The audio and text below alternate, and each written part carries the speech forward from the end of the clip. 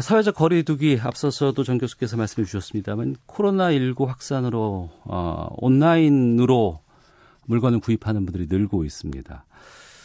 택배원들이 과로 또 감염 위험에 노출되고 우려되는 상황이죠. 택배 노동자들의 상황 좀 살펴보겠습니다. 전국 택배연대 노조의 김태환 위원장을 연결합니다. 나와 계시죠? 네, 안녕하세요. 예, 택배량이 많이 늘었다고 하는데 어느 정도 늘은 겁니까?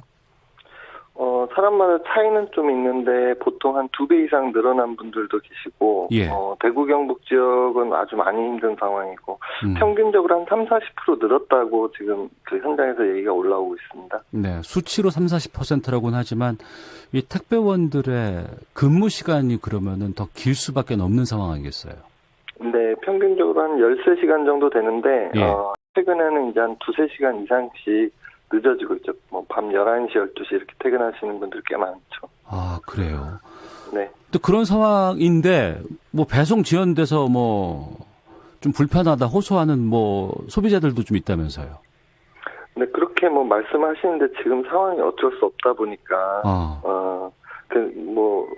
오히려 괜찮다고 이렇게 얘기해 주시는 분들이 많죠. 아이고, 예. 사회 전체가 지금 힘들고 불안한 상황이긴 합니다. 그렇기 때문에 이제 택배원들에게 과중된 업무가 집중될 수밖에 없는데 또 택배원들의 감염 우려도 좀 걱정이 되거든요. 어떻게 보고 계세요? 택배 업무의 특성상 이제 저희 노동자들이 많은 지역을 돌아다니고 가가고 방문하고 여러 사람들 만나기 때문에 감염 위협도 높고 만에 하나 이제 감염자가 발생할 경우에는 이제 그 지역에 끼치는 이제 파장도 크고 걱정이 많죠. 그런데 이제 사실상 이제 저희에 대한 이제 안전 대책이 네. 그만한 수준에서 되는가 했을 때는 그렇지 않다고 보여지는 거죠. 그러면 그 택배원들 개개인이 개인적으로 방역할 수밖에 없는 상황인 것 같은데 어떻게 방역을 하고 있습니까? 그 산업안전보건법상에서 이제 사업주의 의무로 해가지고 예. 택배사들이 안전에 대해서 기본적으로 해줘야 되는 거예요. 마스크랑 손소독제랑 저희들이 근무하는 서브터미널에 대한 이제 방역 이런 걸 기본적으로 해줘야 되는데 네. 지금 택배사들이 이걸 제대로 안 하고 있고 저희들이 이제 알아서 하다 보니까 예. 매우 어려운 상황이죠. 예. 확진자 나온 건물에도 배송 업무가 있으면 또 가야 될 거 아니겠어요? 예, 그렇죠. 근데 이제 그 정보를 저희한테 이제 회사에서 적극적으로 이제 그 문자나 이런 걸 보내줘야 되는데, 예. 다른 일반 업무 매뉴얼들은 업무 지침들은 계속 오지만, 이와 관련한 정보는 오고 있지 않아가지고, 이제 물건 들고 갔다가, 여기 폐쇄됐네, 이런 경우들이 많죠. 또 네. 고객한테 연락하면은, 그래도 갖다 달라고 하는 경우들도 있고, 현장에 이제 혼선이 많죠. 예. 그런 혼선에 대한 걱정 때문에 좀 이 택배일 당분간 그만두시겠다는 말도 좀 있습니까? 근데 이제, 그렇게 하기가 어려운 게, 예. 잠깐 쉬겠다, 이제 이러면 바로 저희는 이제 해고되는 거고, 생계가 막히는 거니까, 그냥 빼도 박도 못하고, 저희들은 참고 견디면서 하는 수밖에 없는 거죠. 아, 그렇군요. 가장 중요한 것은, 회사 차원의 조치가 좀 있어야 될 것 같은데, 지금 어느 정도의 대책들을 마련해서 조치를 하고 있어요, 회사가? 마스크, 손소독제, 이런 거를 이제 지급을 아예 안 하는 건 아니에요. 근데, 예.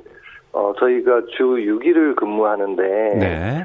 그러면은, 최소한 마스크를 4-5개는 줘야 될 텐데, 네네. 최근까지 이게 한 2달 지나오고 있음에도 불구하고 한 차례 지급된 경우도 있고. 2달 동안 한 번 준 거. 예. 네네. 그리고 지급했다 이렇게 얘기하고. 방역 소독도 이게 그냥 하는 신용 정도 내는 거지 실제로 저희들이 봤을 때는 이게 제대로 한다 이런 느낌을 받지 못하는 거고. 예. 그리고 대구 경북 지역 같은 경우에는 이제 자가격리자들이 몇 분씩 생겨요. 네. 이분들에 대해서 생계 문제라든가 이런 건 전혀 대책이 없는 거죠. 반면에 이제 우체국 위탁 택배 같은 경우는 예. 그 광주 집중국이 한번 폐쇄가 됐는데 네. 여기에 대한 이제 조치는 이제 정부에서 우정사업본부에서 적극적으로 다 했거든요.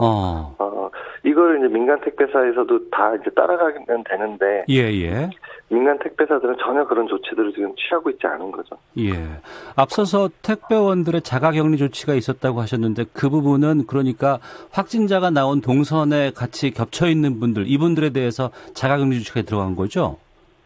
아니요, 가족이라던가, 이제 한 단계, 두 단계 건너서 이제 확진자가 있거나, 네. 자가격리자가 있거나, 그러면 이제 연계돼가지고 이분들도 영향을 받는 거죠. 예. 그런 영향을 받을 때는 회사 차원에서 어떤 휴업수당이라든가 지원 같은 것들이 있어야 되지 않겠습니까? 그러니까 일반 근로자들은 그게 다 있는데, 네. 저희 이제 택배기사들은, 특수고용 노동자이다 보니까, 그 혜택을 못 받는 거죠. 그래서 지금 노동조합에서는, 일반 근로자들과 똑같이, 네.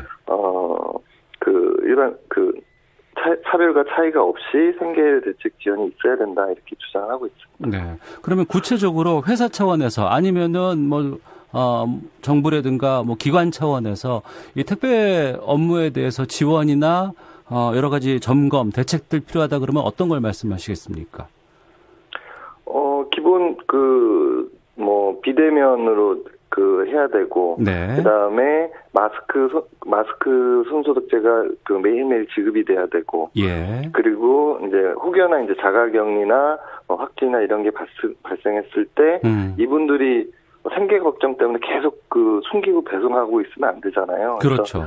네, 이분들이 바로 이제 유급 휴가를 갈 수 있도록 이런 조치들이 취해져야 실제로 안전하게 상황이 관리될 수 있지 않냐. 네. 그러니까 지금 대부분의 국민들이 다 택배를 통해 갖고 지금 이제 생활을 하고 계시는데, 그렇죠.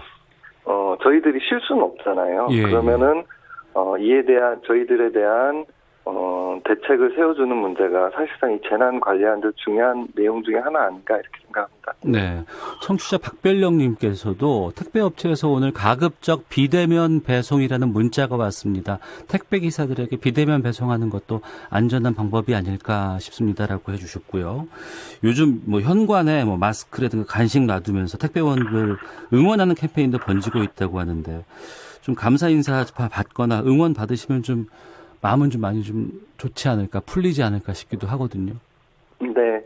저희들이 소통방이 있는데, 노동조합에. 네. 거기에 이제 많이 힘들고, 이제 택배사에 대한 이제 불만도 많이 있지만, 그래도 이제 꿋꿋이 할 맛이 난다. 네. 우리 고객분들이 이렇게 문고리에다가 마스크 3개 걸어두시고, 응원에 포스트잇 붙여주시고, 이러면서 이제 자기는 오늘 이런 거 받았어, 이러면서 서로 위안이 되라고 이제 많이 소통방에 올려주세요. 예, 알겠습니다. 더 나은 미래님도 택배기사님께서 새벽 늦게까지 배송하고 서너 시간 잔 뒤에 또 일하고 있다고 들었습니다.